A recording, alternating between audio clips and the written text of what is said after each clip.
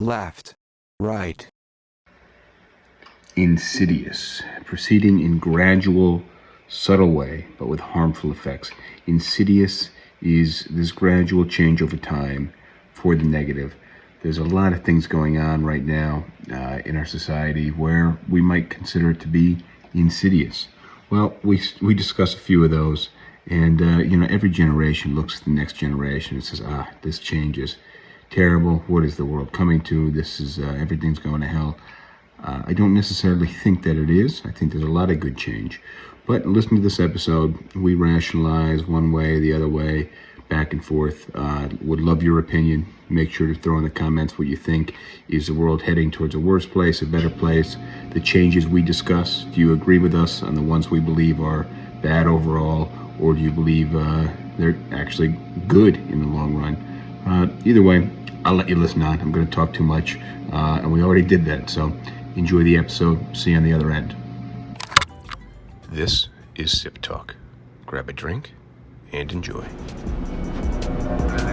Of course, let's go.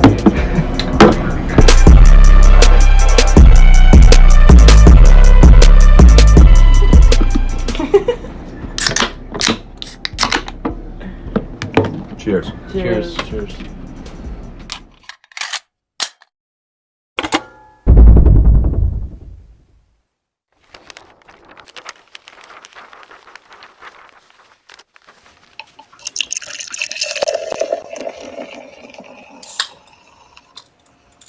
All right, that means we are live. SipTalk, episode 186. My name is Justin DeJulia, joined by James, the Bosnator Boswell.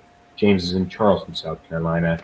James, the Bosnator, a philosopher, a bartender, a professional referee, and most exciting of all, an accountant. He's telling me my volume is low. That's not good. Let's look at this volume situation. See if we can boost that up. It's a little better now, but it's...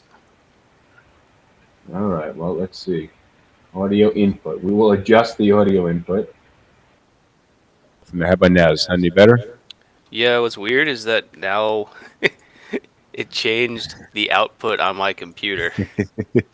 Well, as we cope, I will listen to myself on repeat here, and we'll talk about the topic. Tonight's topic is insidious, or insidiousness, or just general bad change overall.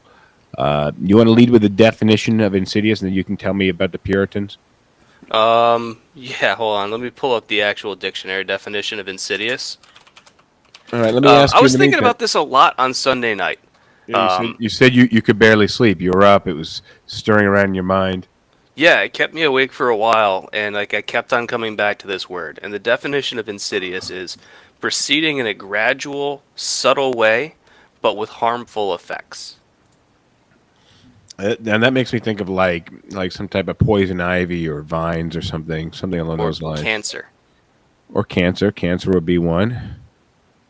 Okay, so why was this stuck in your mind? Well, I was thinking about what happened in Buffalo, which we're going to be talking about in a little more detail shortly. And I was thinking of, how did we get here? And I don't know if you've ever gone on... Have you ever read The Onion? I think did you send me a link to that article? I did. Okay, all right. I knew I came across this article. So there's an article on The Onion that's titled, "No Way to Prevent This, says only nation where this occurs regularly." And it's an article that they write that they copy and paste every time there's a mass shooting. And they've probably posted the same article at this point, probably 50 times. And they just, change out a couple details in it in terms of, the location and the number of people killed. But the point that they're making every time that they post this article is, this keeps on happening. And we keep on saying there's no way to prevent this, but we're the only place where this happens. I read that article, and I was trying to think of somewhere else that it might be comparable to the U.S. There's nowhere. Have mass shootings happened in other countries? And the answer is yes. However, what like you might have one every 10, 20, or 100 years in these other countries, and we have them like twice a month. And like they also increasing with regularity as well. yes, and so that's kind of where I was getting, like, where one of the ways in which the word insidious kept on popping into my head is I feel like in the past 20 years, the severity and the regularity of mass shootings has not only increased, but our national reaction to them has become more and more a shrug of the shoulders. And it's been a slow, gradual change. Because if you think about like the first really major like shooting in this country, it would have been Columbine in 1999, and that was so traumatic for this country that everybody still remembers it. And there was Very a true. lot of talk I about can it. tell you. I think the point that you're getting to though is I can name Columbine. I probably can't name the majority of the others. No, and part of that's because it's just too many to track. Yeah. Like your brain only has so much capacity to rattle off a list that long. But it's also like if you were to ask me talk about like major shootings or whatever, I could probably talk to you about 10 of them. Like that I have some familiarity with. That is Like, that is pretty scary. like I've got 4 right in my mind right now. What are 5, what are they? 6. What are they? All right, throw them out there. All right, Pulse nightclub, Orlando, Las Vegas, the country music thing, where there was Okay, one yeah, that was like 50 people. from the hotel, yeah, from the Yeah, hotel window. yeah. So that's Okay, 2. and There was the one. Pulse nightclub. Hold on, Pulse nightclub was that a gay club? Yes. So that was like hate motivated. Yep. All right. El Paso, Texas, the Walmart shooting. That was hate motivated. Buffalo just happened. That We've we got assu- yeah. Parkland in Miami. We've got there was one in, I believe, Cleveland, where the guy got shot by the police in 30 seconds. Like the police did an admirable job in taking this guy down, and he still took out 9 people in those 30 seconds. Holy fuck. Newtown, Connecticut, where the guy shot first graders. Yeah, those are the ones that it's tough to draw a line between like somebody just randomly shooting kids and then somebody shooting like at a group. Like I don't know who's crazier actually at that point. Well, and it's also, I mean, I hate to make this comparison, but there's a difference between like a disgruntled high schooler like shooting his classmates because he's been made fun of and somebody going in and shooting literal first graders. Like what Yeah. has a 6-year-old ever done? Yeah, that's the thing. It's like you're wondering like which is worse, and like what's more, if anything, preventable. And I think the means to prevention starts at the same Yeah. place. There was the one in Detroit at like around like December of last year where the parents bought the kid a gun and then then they noticed the gun was missing and they didn't tell the school. Yeah. I remember this one. And the kid had like all this like crazy drawings and stuff too, right? Yeah. Like the teachers in the school realized that this was a problem, and reached out to the parents and said like, "Hey, we think you should take your kid out of school and deal with these things." And the parents are like, "No, don't take him out of school." So yeah, that's one. What you're I'm at getting 8. at, what you're getting at is the insidious nature of shootings. Is how they I said continue- I'm going to get to 10. Let me get to 10. So You got 'em? there was a shooting on I believe it was an Air Force base in Houston, maybe, where somebody was upset with like the military or whatever and brought a pistol onto the military and shot like 10 people on a military base. And then there was the San Jose shooting. I believe it was like a railway or a rail yard. So there's 10, and I know I'm missing a ton. All right, so let's get to where this becomes insidious and why it's insidious. My thinking is that the severity or the not because they're I don't necessarily know the severity of them, but the number of them is becoming more frequent. And over time, as it's becoming more frequent, we are less up in arms about it. Well, for lack of a better phrase, but it's becoming less of a shock to us when that news hits people.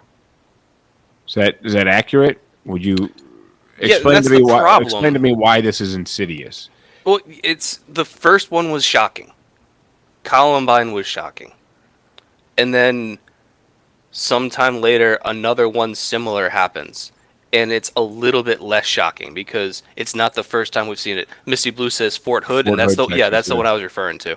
Yeah. Um, and yeah, the San Jose shooting, that was to get me to 10. I know I'm missing, and like I'm not trying to diminish the ones that I've missed. It's just at 10 I got to stop.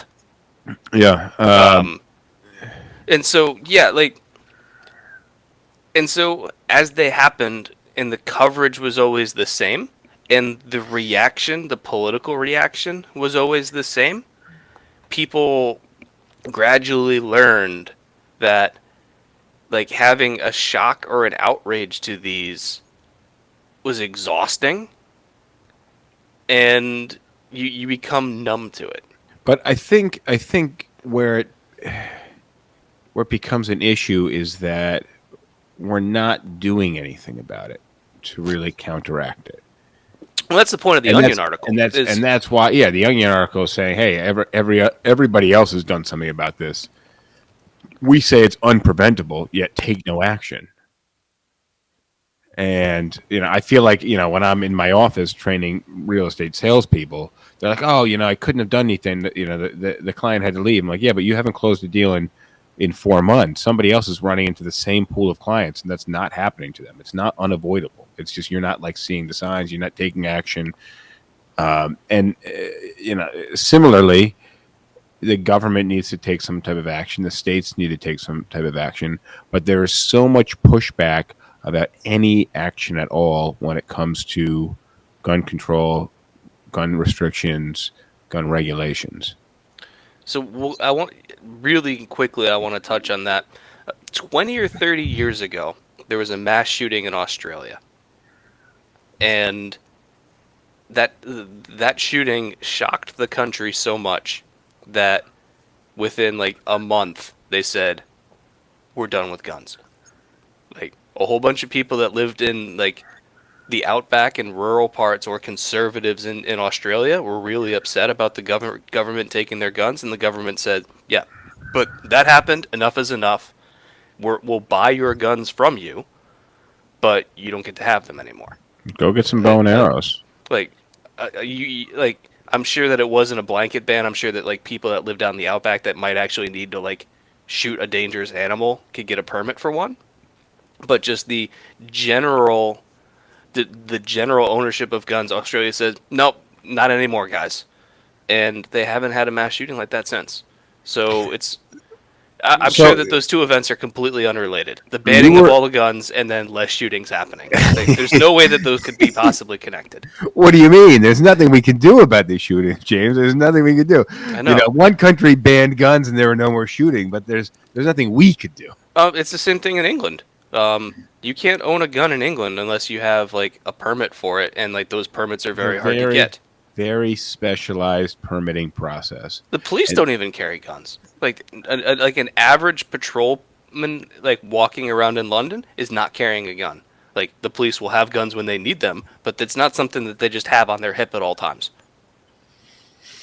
All right. So look. So you were telling me this joke before we got cut off because we had to go on air. We hit our deadline for being late, and you're telling me this joke. I'll let you go ahead and repeat it so you can just get it out now that it's once rehearsed. Yeah. Since we're talking about Australia and better America, come out smooth. Yeah. Yeah. So the joke goes: the Europeans will ask, "Why did America get the Puritans, and why did Australia get the convicts?"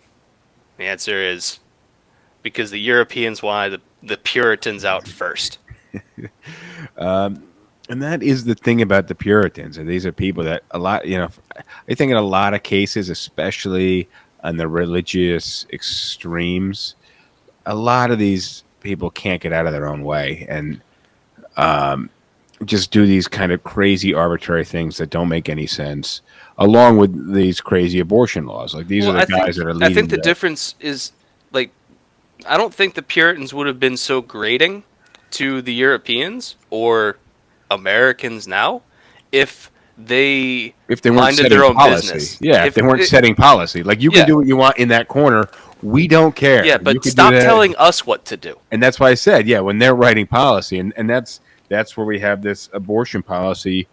That's the root of it. Hmm. Is this religious extreme? Now they're playing. They're looking at constitutional law and saying, hey, and this is what I kind of deduced with the episode we just recently did about abortion, that they're not saying abortion should be illegal because it's God doesn't want abortion. They're saying abortion should not be allowed based on the 14th Amendment and the penumbras. That doesn't hold up.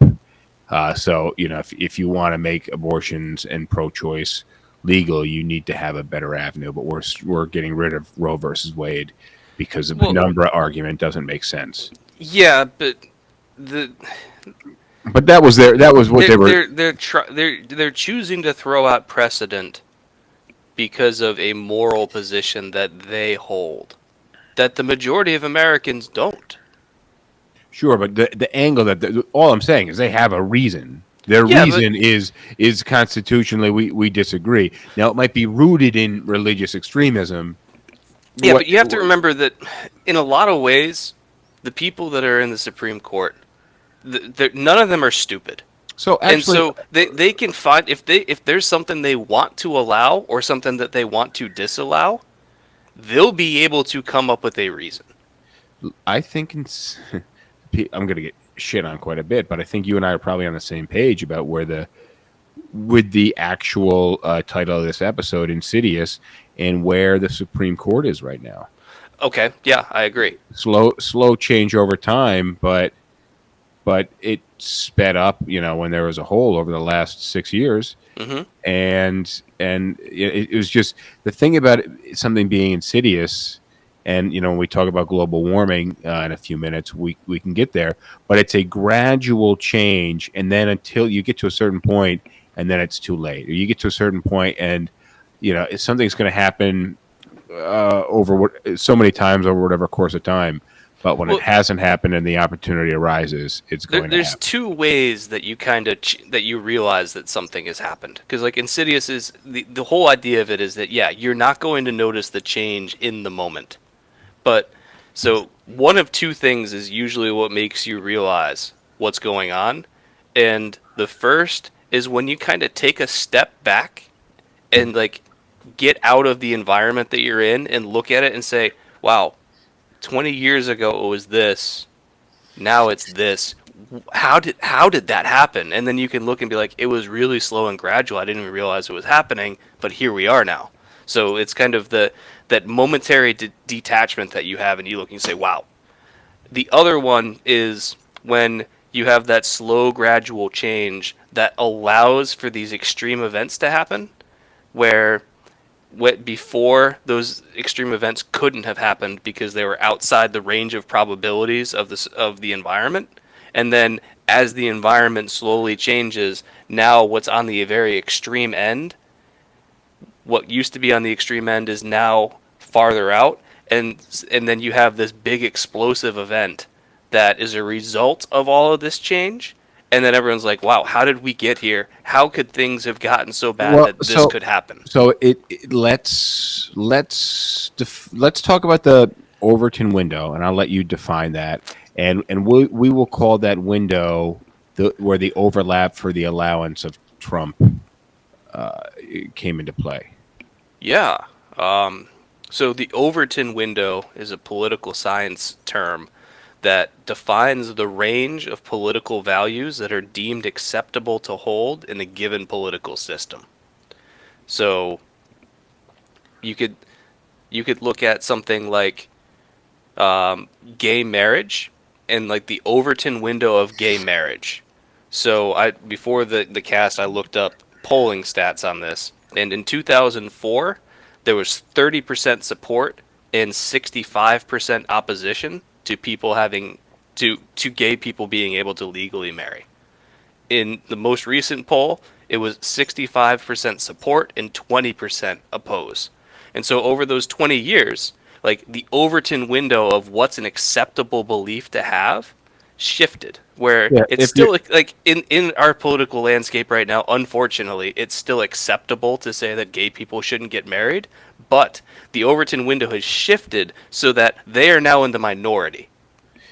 so on this, anybody that's listening to us either live or after the fact, you should Google Overton window and look at the images, and it's a great visual representation of where an idea falls in the political spectrum and that its acceptableness. So yeah, I think gay marriage is a really good one, because that has shifted over the political spectrum. Whereas people who were on the far right were complete people on the right at all, the total right was against it, and now the majority are for it on both sides of the spectrum. Here's another good one. Opinions on Vladimir Putin. Oh, everybody liked Vladimir Putin for a long time. Everybody was like, Uh, "Oh, he's a." My understanding in my recent memories, everybody said, "Oh, it's a strong guy. He's a leader of a country. He's on the horse. He's he's got his shirt off. He's a president. He's in good shape, I and think it he's started running that this way. country." Yeah, but it slid. And then it slid when they realized that he was like killing journalists and dissidents and everything, and bringing the country further and further away from kind of like Western liberal democracy. And so he kind of became an enemy of the country for a while, and then Trump started praising him, and then like it became more acceptable in this country to be approving of Putin because Trump was now all of a sudden saying it. So the So Overton window started somewhere, shifted as people saw it, and then Trump shifted it back. I missed. Shahira Rabba said there was a good documentary on him the other day.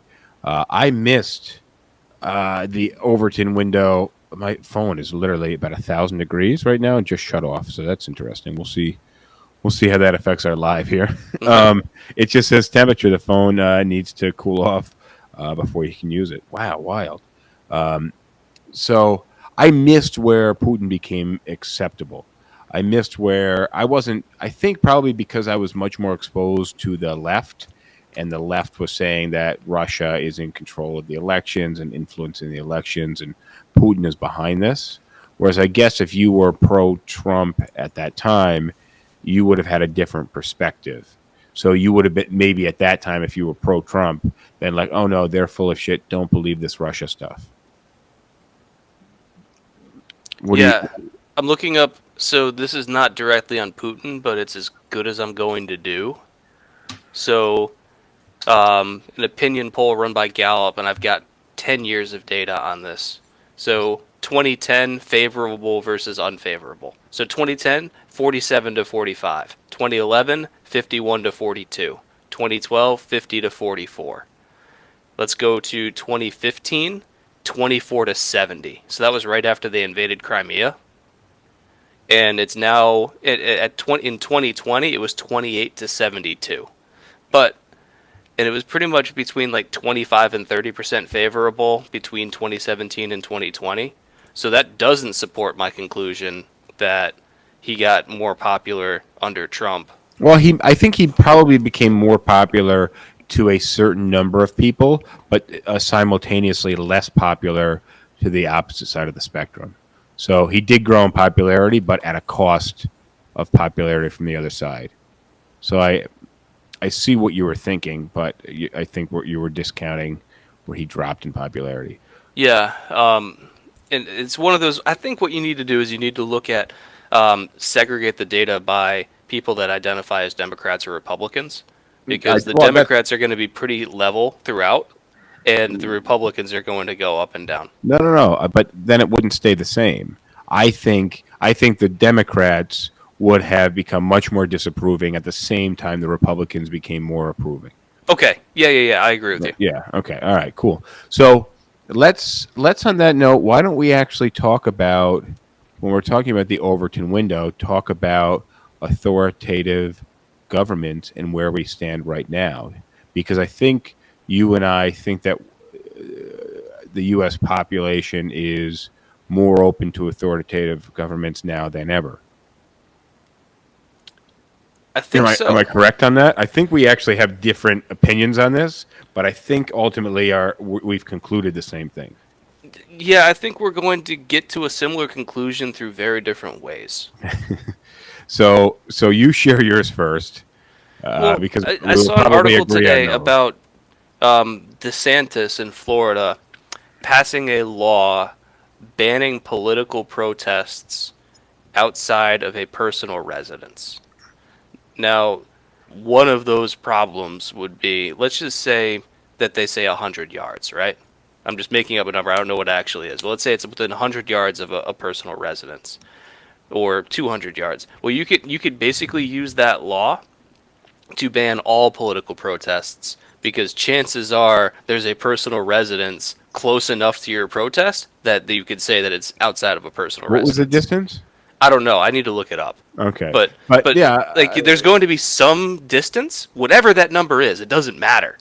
But whatever that distance is, chances are that there's part of that protest that is within a private residence, but maybe not the private residence that they're protesting. But yeah. you could, if you wanted to ban a political protest, you can be like, yeah, there's a private residence just down the street. You can't do this. Like, So- even if you're protesting at like a company or at like a corporation that you dislike, or outside the state house of like Florida, chances are there's a personal residence close enough to the state house that you could say, well, there's a personal residence here, you can't protest. I mean, you would on the service, and this is interesting because on the service, like the thing is, if you're a politician, and the way the government is right now, any calls that you're going to make, there's going to be some controversy. So there's a good potential to always have people protesting right outside. So I'm curious. Like I think that law is saying, hey, we can't have our elected officials live being terrorized 24/7. I think that would be the surface level That's the agenda justification there. for Yeah. it. So it's hard for me to take that argument in good faith, because and now this is not specifically Florida, but like the Supreme Court ruled, and actually, or like states have refused to pass laws preventing protests outside of abortion clinics. So if you go to an abortion clinic, like you'll see protesters there pretty often. So imagine if you're going in to just get like some birth control or an STD test or something, Or you've yeah, got or it's like a Planned Parenthood. You're not going for pregnancy or abortion. You're just going because you need subsidized, uh, you know, female health care. yeah, for and lack of a and better imagine as you're walking in, you have people like calling you a murderer and like being in your face, like this far away, shouting at you about how terrible of a person you are, and like number of states have said that's protected speech. screaming at you, pounding on your car windows. This is real stuff. I've seen this. Mm-hmm. I remember living in South Carolina, and there would be people walking up and down the intersections with bloody babies in nooses and cradles full of carriages full of blood, like out of a horror movie. And then the cars that would pull in, they would pound on the window, surround the cars. It was insane. I don't remember exactly where the place was located, but I know it was in the side of the town that we lived in, and the people went. Yeah, it's on nuts. Rittenberg. Not Rittenberg. Yeah. It's on 61, on the other side of Rittenberg, between Rittenberg and downtown. So I gotta kind of across the street from Home Team. I gotta grab my my beer that I stuck in the freezer here right before we get started. But let's tell me why, and I'm gonna be. So while you're grabbing your beer, I'm going to say why this kind of protest law is really hard for me to take, because they have failed to protect people from getting protested when they go to a Planned Parenthood. Yet they want to protect politicians who make these laws from protesting when they're directly responsible for these kinds of things. Like, so in Maine, So they're Susan Collins. selectively protecting. Yeah. So Susan Collins, a whole bunch of protesters wrote in it on the sidewalk outside of her house, like, protect women's health past the WHPA or something like that, in chalk.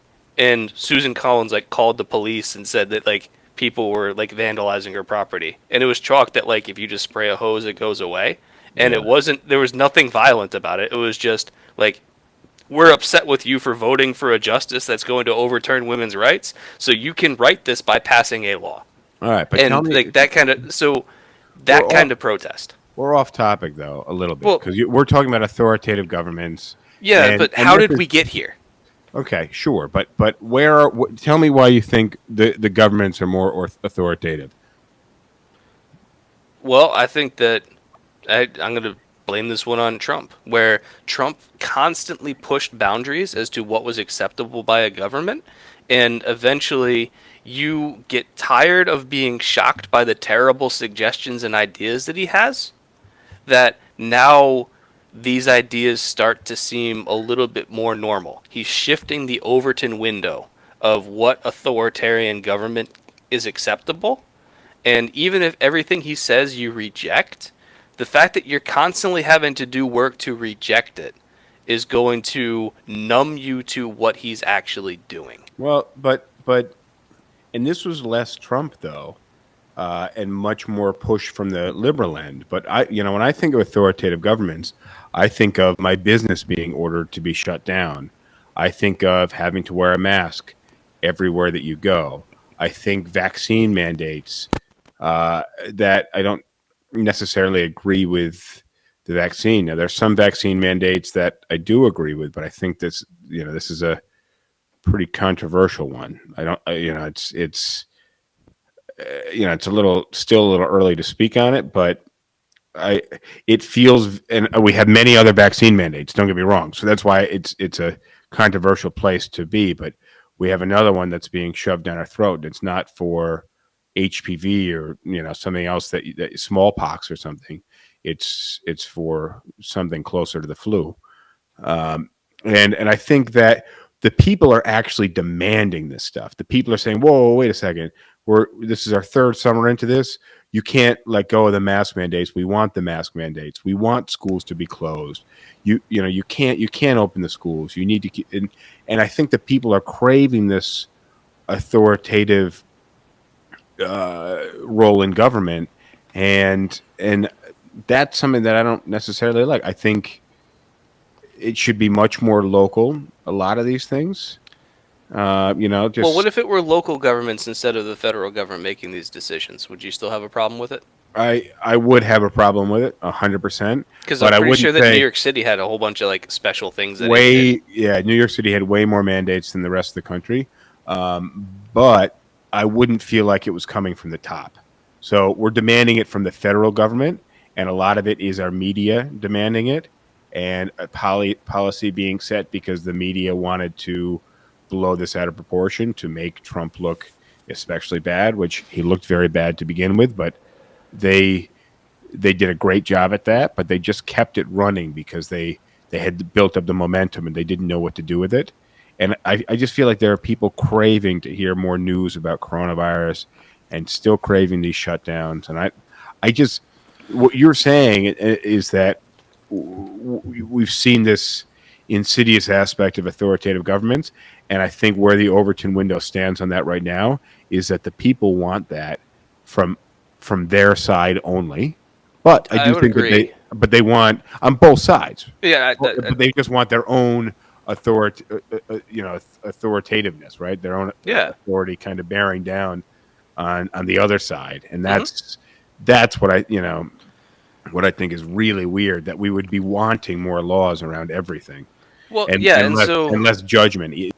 That's my point. Even if you put it on the local level, a lot of people are still going to be screwed. Where I am and where I work in New York and New Jersey, I would also be screwed, but it wouldn't feel like so authoritative because it's not coming from the very top. well, and you'd be more able to affect what's going on at the local level because it's easier for you to go to a city council meeting than a Senate hearing. 100. Yeah, really, really good point.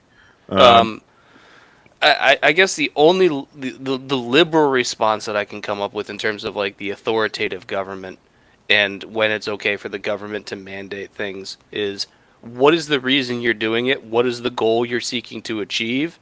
And so I'll compare like a vaccine mandate versus the ban on protesting at like personal residences. So the vaccine mandate was designed to save lives, whereas the protest law that DeSantis signed in, it was to prevent political protest and to prevent like politicians from having to deal with the consequences of their actions. It was to protect a small minority So that he occupied. all right, so moving on, because the other thing that I was thinking about while I was lying in bed thinking about the word insidious was, and this is certainly true of me.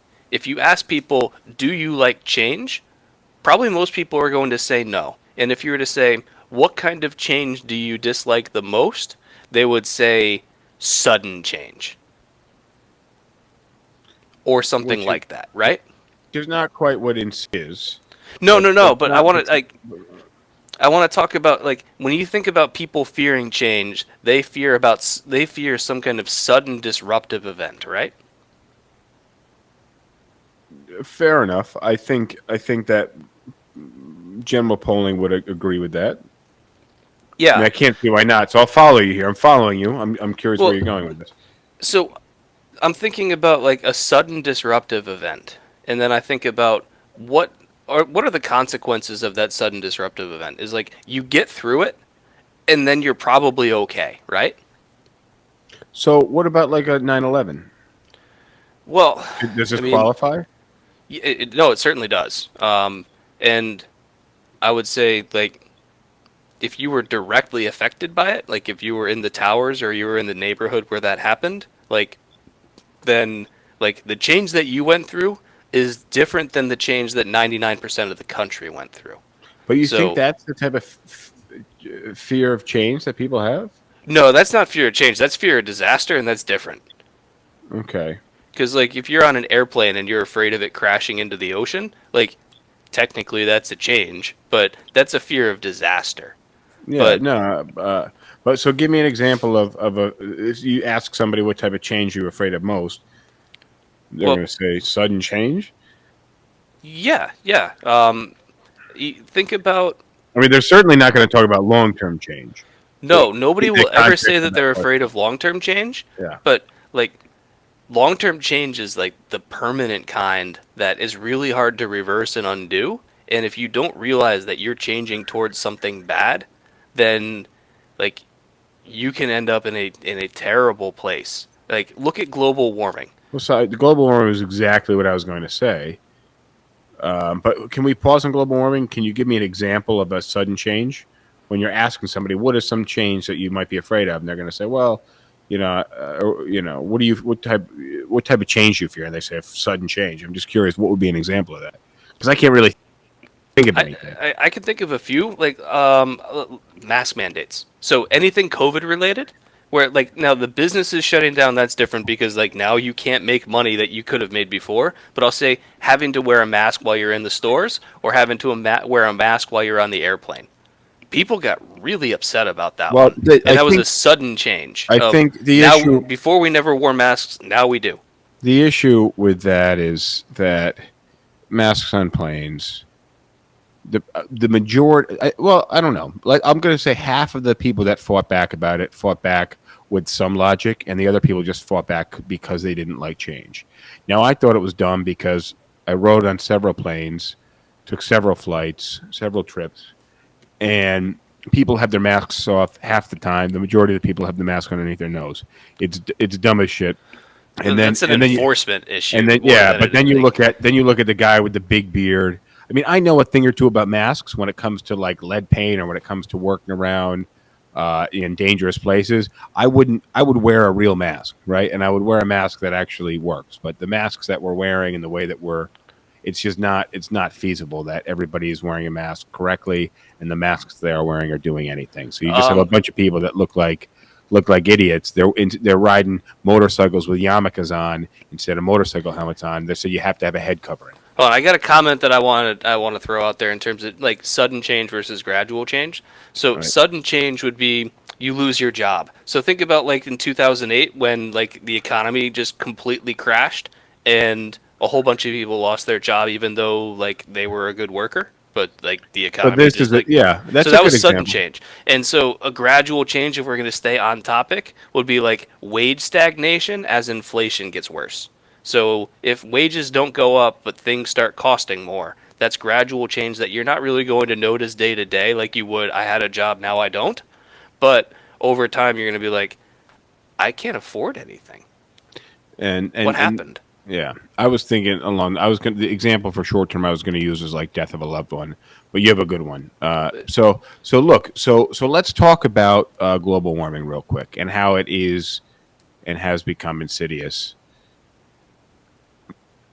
I'll let you lead. This was your one here. Well, yeah, so the thing with global warming is that if you look at like individual years, like the change of like one year being warmer than the next or like the next year being slightly cooler than the previous year is that like there's always going to be fluctuations in the weather and the global average temperature for a variety of complex factors. And so when you look at like a 1 to 3 year time span, you might look and be like, nothing's really happening. Like we're all within just kind of the random jitters of weather. And so it's very easy when you're looking at timescales like that to say, we're fine. But when you pull back a little bit and you look at the actual trends and you can see the graph of CO2 parts per million just constantly When going you up. when you look at all of the data over a large enough scale, it becomes very clear that climate change is real, and we can look at each of those data points and we can say, well, this is being caused by this, and this is being caused by this. You look at the coral reef, you look at the fish population, you look at the ice caps, you look at ocean temperatures, you look at ocean levels, you look at the deserts and the rainforests, and you look at uh, carbon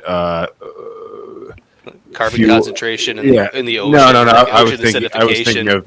No, I was thinking of fossil fuel Oh, use. Yeah, okay. and then carbon emissions related to fossil fuels. I just started with Yeah, yeah, carbon yeah.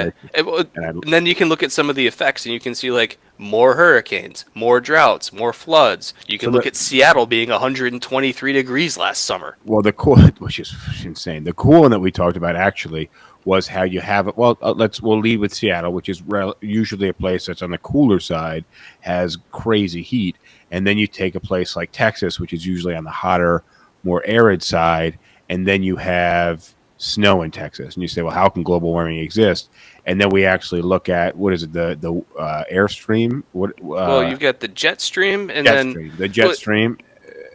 so what happened with like the big winter storm in Texas is you've got this boundary layer between the cold polar air in the winter and like the warm tropical air. Which is And for most people, a good way to think about that is there is basically a wall of pressure between the two. yeah, and oftentimes the jet stream is kind of like marks where that is because you've got these two boundaries interacting and it causes wind, and that's the jet stream. And so, like, as the Earth gets warmer, then the polar regions get warmer, and that differential between the cold and warm air becomes less pronounced. And so, when they're Yeah. closer together in temperature, you can have a higher, like, any small instability was going to create a greater change. And so if you have a greater change in the jet stream, if the jet stream is weaker, then like That it doesn't wall take can as much break. to Yeah. push that wall. And so if you have the jet stream kind of collapse and what like meteorologists love calling, like they love this term, the polar vortex. Like you can have that cold air kind of breach containment and collapse down to much farther south than it normally would be. So yes, is it like for people to say, well, global warming can't be real if we're having these massive snowstorms in Texas? But like no, that's actually a consequence of it. Is just because you have a cold day from here to here and then, like doesn't mean that things aren't getting warmer. The fact that things are getting warmer everywhere is causing greater variability. Yeah, it's just And funny that you think would pick about like one 20 day of. years ago how cold the winters were in upstate New York, and like I look at the Yeah. weather in New York now in the winter, and like the number of consecutive days that they have below freezing. I remember we could go like a month and a half sometimes, and it wouldn't get above 30. And Yeah, now when yeah. when I look at the weather forecast, I see it'll be like cold for a week, and then it'll hit like 50 for 3 days in January. Yeah, it's wild. And like It's that really, didn't happen before. yeah. Where let's take a move here because we got about 15 minutes left. We got a couple other things we want to talk about when it comes to Insidious, and I think these are a bit lighter and further away from authoritative governments and mass shootings and global warming, but also really really important. And we got a couple on the list here. We have. I think we touched on abortion law, but then we have the car industry, and we have technology's role in everyday life, and we have personal health. I think we should lead with personal health. Fire away.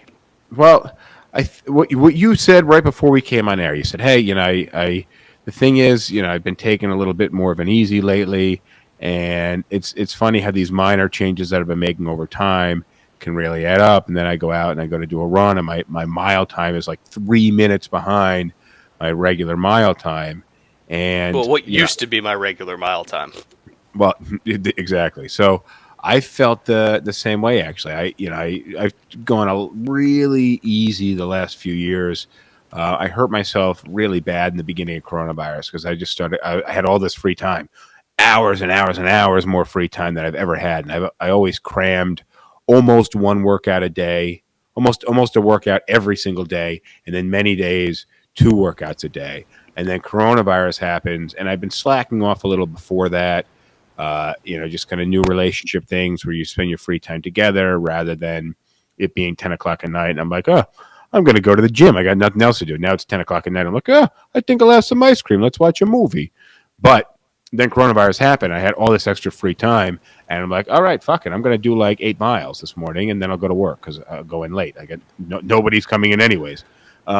And I really injured my foot. So over the last couple of years, I've just taken it easy quite a bit when it's come to exercise because I've been afraid to injure myself. And now I've been doing a decent amount of running lately. Pretty regularly, like 3 and 4 mile runs. I did like 5.5 miles on Saturday, but I am a hell of a lot slower. My just everything, form, stride, pace, everything about it. My breathing is off. But that was, that for me was super slow. So I'm curious about what you're thinking when it comes to health and exercise. Well, so your Because you example, also started talking about smoking. Well, I've got I guess three places to go. One is the exercise thing, where like if you take your foot off the gas, like even just a little bit, then it gets easier to take your foot off the gas even more. Yeah. And then you get back into it and say, oh man, like you kind of look at yourself and like, oh, all right, I guess I got to go back to the gym. And so then you go back to the gym and you try and do the workouts that you used to be able to do when you were in shape, and you either hurt yourself or you're just exhausted. And like, so if I were to go out and try, I used to be able to run a 5K in about 20 minutes flat. If I were to try and run that same pace today, instead of doing 3.1 miles, I would be somewhere between probably a half and a 3/4 mile. I don't think I'd make it a full mile either at that pace anymore.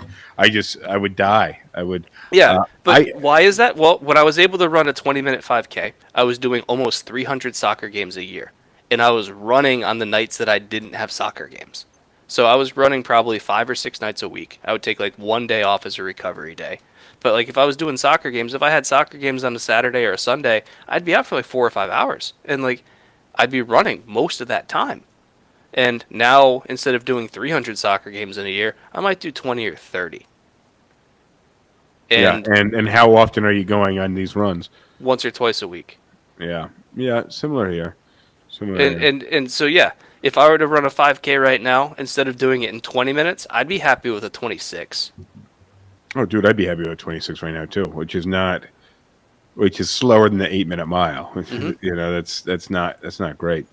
But that's what happened. So Yeah, I'm not even sure I could do a 26 right now. I think if you were to say like, all right, race pace go 26, I could probably get it, but it wouldn't be easy. Whereas like before, I could probably have run a 26 backwards. yeah, I used to actually run backwards. I think we used to do a mile backwards after our running, which is just insane. I don't know. We had this crazy running coach. I took this high school summer running camp 2 years in a row, and he would make us. We go out for these long ass runs, and then the cool down afterwards would be like a mile that you ran backwards. Yeah. So like, and so yeah, so that's one, and like kind of related to that is weight, where like you gain a little bit of weight, and you say, oh, all right, it's barely noticeable, and then like over like a year or two, you just keep on gaining a little bit of weight. Every month you gain 2 or 3 pounds, and then it's 24 months later, and you weigh 50 pounds more. Yeah, weight gain is definitely it's a crazy one, because I remember being in like, I've gotten myself in some really good shape, and I remember at different points being in shape, being like, I'm never going to let myself fall past this line of fitness. I'm never going to fall on the other side, the out of shape line of this level, and then it's just very slowly, you don't even notice it, and then one day you look down and you are nowhere near that line. So yeah, and then the last one, and Rosh says relationships make you let go, and very often that's the case. yeah, some relationships may not. Sometimes people get like if you're in a extra relationship motivated. that's based on fitness, where you're both super fit or whatever, then yeah, you're going to be encouraging each other. But that's the exception, not the rule. Yeah, very true. So the last one is addiction. So Mhm. like I'll use smoking as an example, but it can apply to any drug really. Where like smoking, it can start as simple as like you go out drinking one night, and it's towards the end of the night, and you're drunk, and your friend hands you a cigarette, and you decide to try it. And then, like, The next time you go out, you're like, let's go smoke a cigarette. yeah, and maybe you have 2 cigarettes. And then, like, maybe you have a cigarette before you're even really drunk, and you had 3 cigarettes that night. And, like, every single time you go out, and then, like, one time you decide to have a cigarette when you're not out. Well, you got that leftover pack of cigarettes from Yeah. because you bought them, so you got to hang on to them at the end of that night, and they're in your car. I had some cigarettes left over in my car. It's a few years ago, and decided like, I'll smoke a little cigarette. And then I was like, no, I don't really like this. I don't really like this smoking in the car thing. I don't like smoking that much. So no. Yeah, thanks. but then like one time you're not out and you're sober and it's just like the middle of the day and you're like, oh, I could go for a cigarette, and you have a cigarette, and then you're at work and like you take a smoke break or you have a cigarette while you're at lunch, and then like over time now you're smoking a pack a day, and like did it start at a pack a day? No, it started at like a pack a year. Yeah, really, really wild. But you don't realize that you're slipping further and further away. And then, as I said before, like you take a step back and you look at what you were and what you are, and you say, I can't believe I got there. But it's also really difficult to turn that around. That's the toughest part about these things, and something that's insidious is that at a certain point, it almost becomes impossible to shift the momentum back in the opposite direction. And when you're smoking a pack a day, you want to kind of quit cold turkey, but almost no one can do that. So, your vision in your mind is cold turkey, but every time you try to even get halfway there, it's such an impossible feat that you can't do it. Just like getting out of shape. Like you want to go out and you want to run a 7-minute mile or a 5:30 mile. Or, if your peak mile was 5:30 and now you're running 9s, and you're like, I would settle for a 7:30, but you can't break the 8, and then afterwards you injure yourself, or you got to take a week or so off, and then the next run you go out, it's even slower. You're just like, what am I even doing out here? Mm-hmm. It's really, instead, to get down to that 5:30, it took you 4 years of regular running. So it's tough once you cross that line. And I think the idea of having this conversation is to be able to kind of recognize some of these things and figure out what you want in your life. And then also, there's some things that you have no control over, like global warming, which you have minimal control over, but it starts with having conversations. And I mean, there's only so much you can do about some of these bigger things. I think in general, they started putting global warming and these types of things on ballots. Well, actually, I don't know if that would be better or worse. Can we talk about? Should we talk about cars or should we talk about technology? Because they kind of go hand in hand. Well, I would talk about cars in terms of like the amount of technology that's in them today, and Well, trying to work on like a 2021 or 2022 model year car. Like, if you're a home mechanic and even if you're knowledgeable and have skills and tools and everything, you're going to struggle to be able to do a lot of basic repairs on your 2022 car. so we have a 2021, a 2012, and a 2006. And the motorcycle is 2020. I've never touched the motorcycle. I've never done any motorcycle mechanics, and everything is out there. Motorcycle is so easy. I just never had the necessity for it.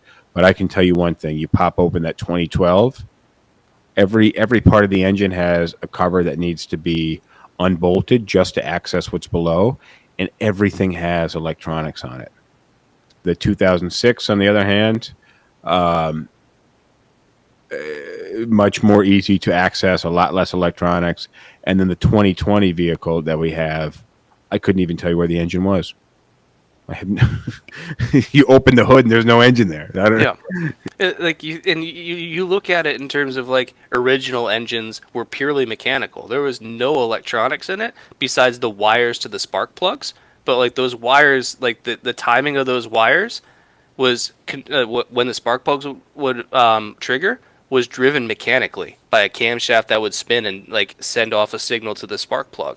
And how did the air and the fuel get there? A carburetor that's purely mechanical, where like it's just a chamber for the gas and fuel to mix that's controlled by like different pistons.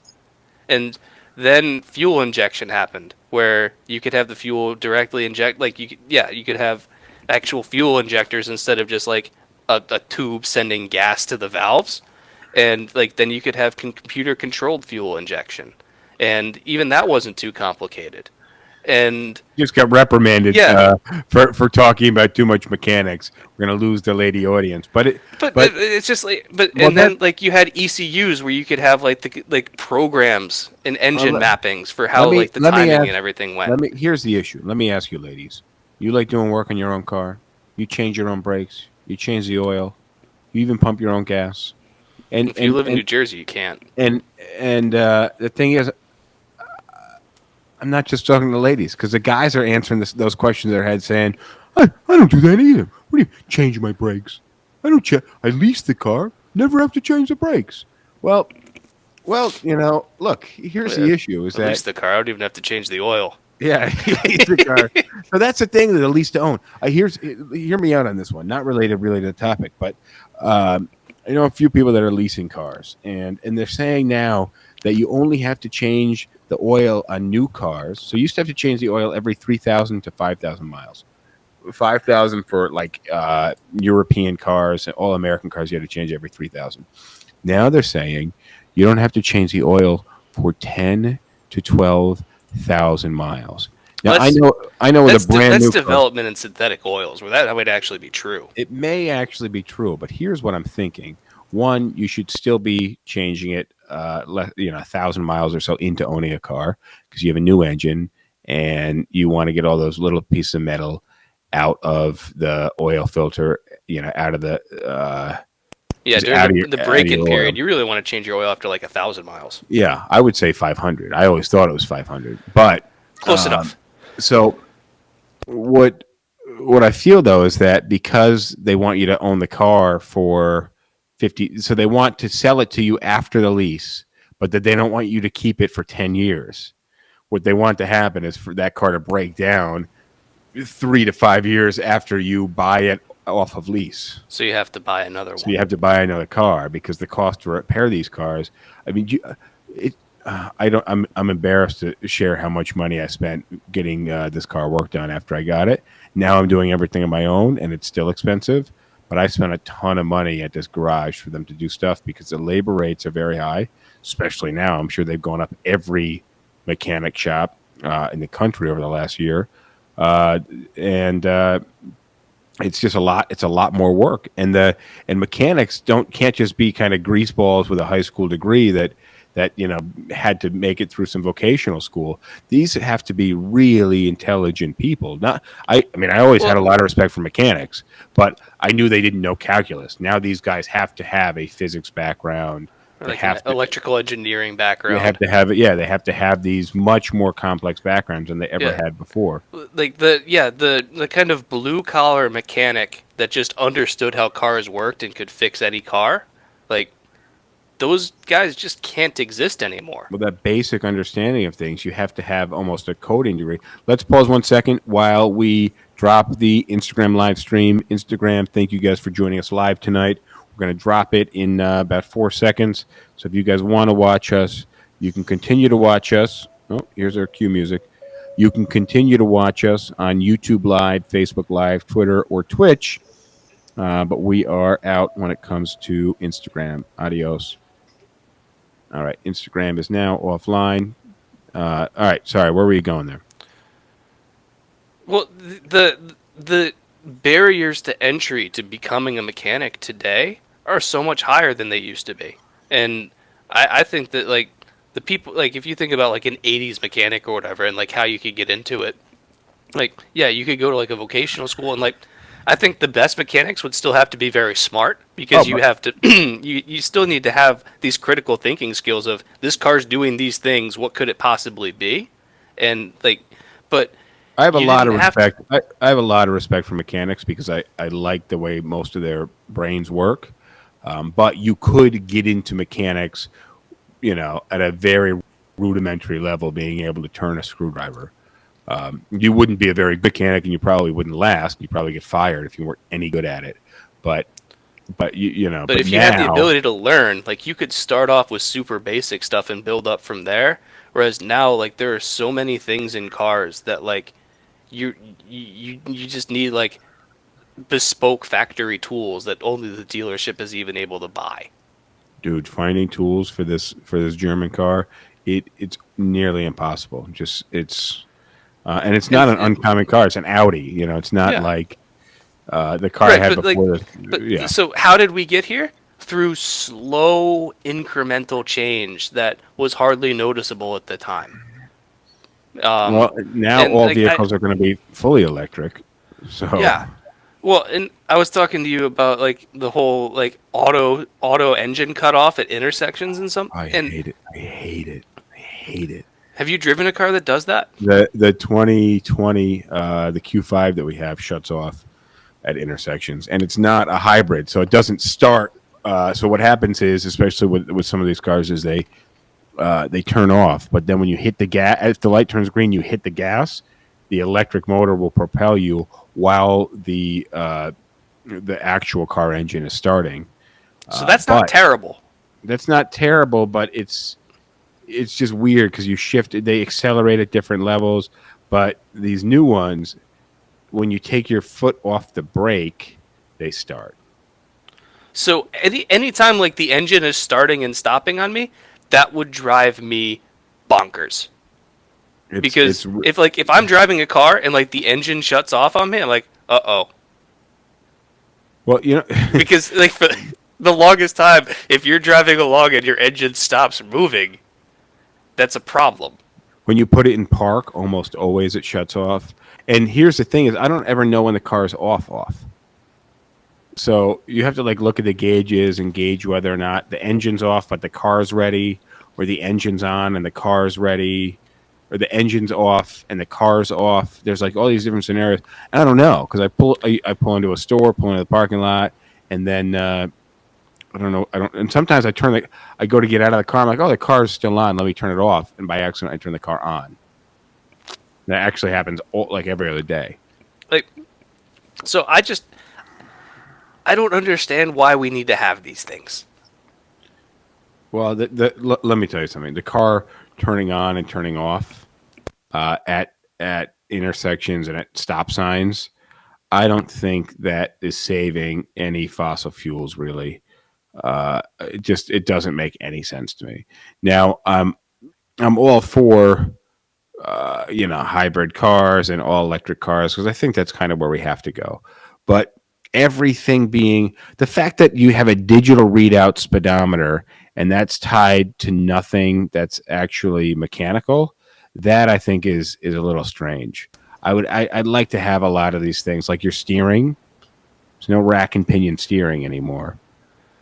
It's Oh, almost in like you're terms of doing like no physical connection between the steering wheel and the steering linkage, whether it's rack and pinion or like I don't remember what the other kind is. Rack and pinion's not used very often. Even not like anymore. with cars with physical steering linkages, like Yeah. rack and pinion isn't a thing. I like rack and pinion actually. It's really really cool to drive. Yeah, but not many cars even when Even every back in the steering day, linkage was yeah. physical, even back then rack and pinion wasn't very common. Yeah, that is true. But yeah, we have a lot of these changes that have happened very much over time. Pretty much. So one of the cars we looked at had a full digital display, meaning there were no levers, there were no indicators, no gauges. It was just an image on Computer a screen. screen. It was an image on a screen. So the little needle that moved, there was no actual needle. It might No, as it's well just have a been playing graphic. a Pixar movie in front of you, Toy Story or something. It doesn't matter. And to me, that I was just like, no way. This is past the line for me. Uh, and it's not a fun experience. I really don't like driving the car. When I go to shift lanes and it tries to keep me in the lane, It or it fights you. misreads the road. That happens every once in a while when I go from one lane and then it kind of forks out into 3 or 4 different options.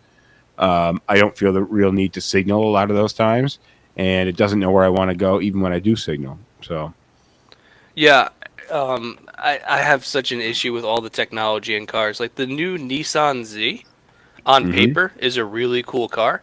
It's like 400 horsepower, 6-speed manual, but like there's no dials. It's a computer screen. It's a It's big not. touch screen in the center console, and it's a big computer screen which shows you like your tach and your like speedometer. But I just can't get it.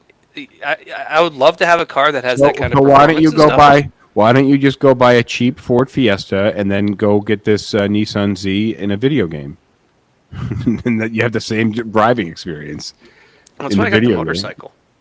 There, motorcycle. There you go. That's back to the basics. Gas powered. I want to just roll into technology real quick, and then we can wrap. Because the insidious nature of technology being, and you've done a really good job in your life of avoiding technology consuming your life.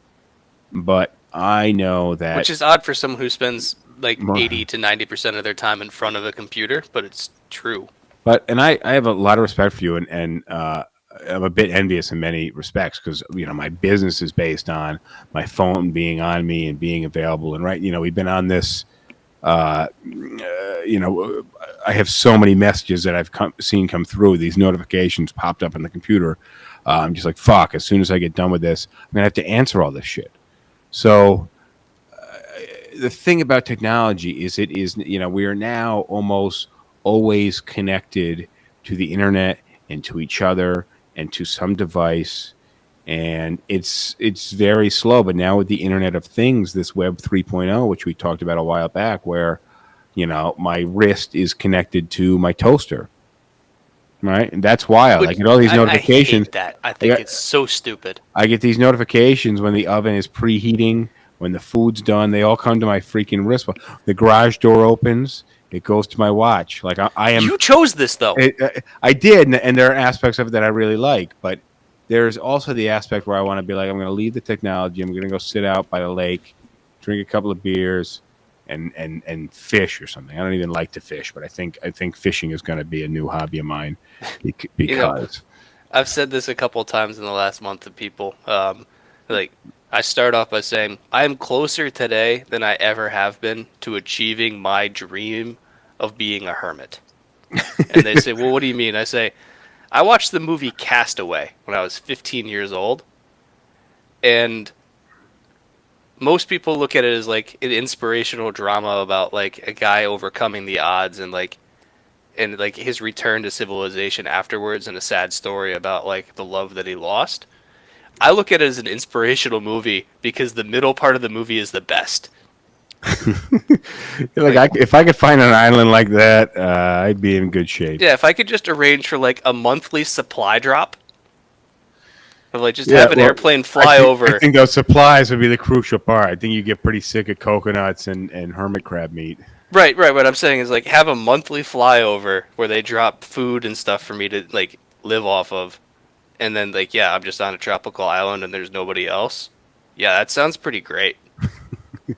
On that note, I think that's a great note to wrap on. So let's wrap for tonight. This was an interesting angle that we had on the insidious aspect of change over time, but it's real, and a lot of these changes are not great. And I know that every generation looks at the changes, and they look at the next generation after them as not as good and as weaker, and things are going in the wrong direction. But I think probably in many ways they're not.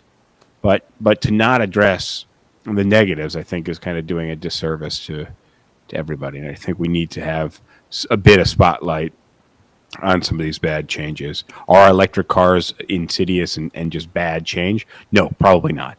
Right? But do they drive us nuts? Yes. It's happening with the government. It's happening with abortion law, and we didn't even get into racism. I had something I wanted to add on that, and we talked about authoritative governments. There's a lot of stuff that we could have talked a lot more on.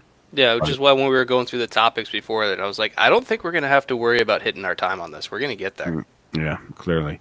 All right. So on that note, I bid you all a good evening.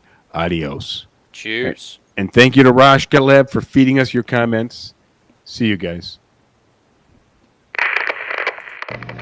You have reached the other end of this episode. Thank you for making it this far.